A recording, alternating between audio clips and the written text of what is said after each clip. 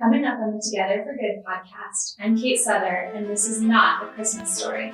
Welcome to the Together for Good podcast, a podcast created by Bethany Lutheran Church in Cherry Hills Village, Colorado, and hosted by me, Pastor Nate Preisinger. On Together for Good, our goal is to provide practical, engaging content that supports you without expectations.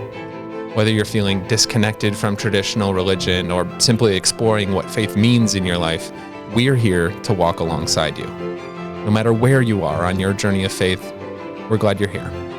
Welcome to Together for Good. Instead, it's an April Fool's story. So when I was in fourth grade, so I was 10, my family moved from Chicago to Colorado, and my first day of school was on April 1st in Colorado. And my brother and I were starting at a new elementary school. So I was in fourth grade and he was in second grade. We were 10 and 8. And I don't really remember what happened on the first day of school, honestly. I'm sure the other kids were like perfectly nice, whatever. But I remember waiting in the carpool line with my brother and saying, "Brian, I have the best idea for an April Fool's prank.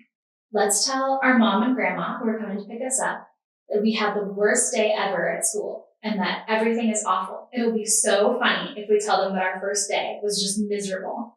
So they come and pick us up. We get in the car, get in the back seat, and they're sitting there and they go, "So, how was it? How was the first day?" And I go, "It was awful. It was the worst day ever. Everybody hates us so much. I wish we had never moved here. It was just terrible." Ryan. And he goes, yeah, it was awful. And they just start sobbing. My mom and grandma are just bawling. They're so upset that we've had such a horrible day. We're sitting back there and we go, "April Fools." And I didn't mean for it to be such a cruel prank. I had no idea that they were going to start crying like that and that they would be so upset. It's like a classic story in my family now, is the meanest April Fool's prank ever. But now, as a Christian and seminarian, I try to consider my mom and grandma's perspective instead of just 10-year-old me thinking it was really, really funny to tell them that we had an awful first day at school. And that they were really compassionate and caring about what happened to me and my brother because they were emotionally invested in what happened in our day-to-day, and they were near to us.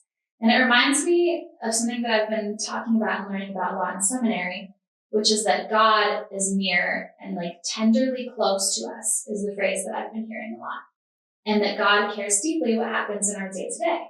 God isn't just there near us on Sundays when we're in church, at weddings and funerals and other big religious rites, but is there with compassion and very deep emotional investment every single day, whether that be our first day at a new school, a random Monday at work, whatever it might be.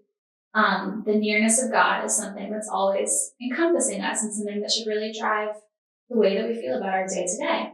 And it reminds me of a quote that I read this last semester from Julian of Norwich, who's one of my favorite theologians. She was from the 14th century. She was an abbot, somebody who lived in an abbey, attached. But anyways, in England. And she writes, "For as the body is clad in the cloth, and the flesh in the skin, and the bones in the flesh, and the heart in the chest, so are we, soul and body, clad and enclosed in the goodness of God." And it just reminds me of this tender nearness of God, that God is so close to us in our day-to-day, and that we are always wrapped in the warm clothing of God's close and tender love. Like my mom and grandma, God is very emotionally invested in what happens to us and is upset when we're upset. Jesus wept with us.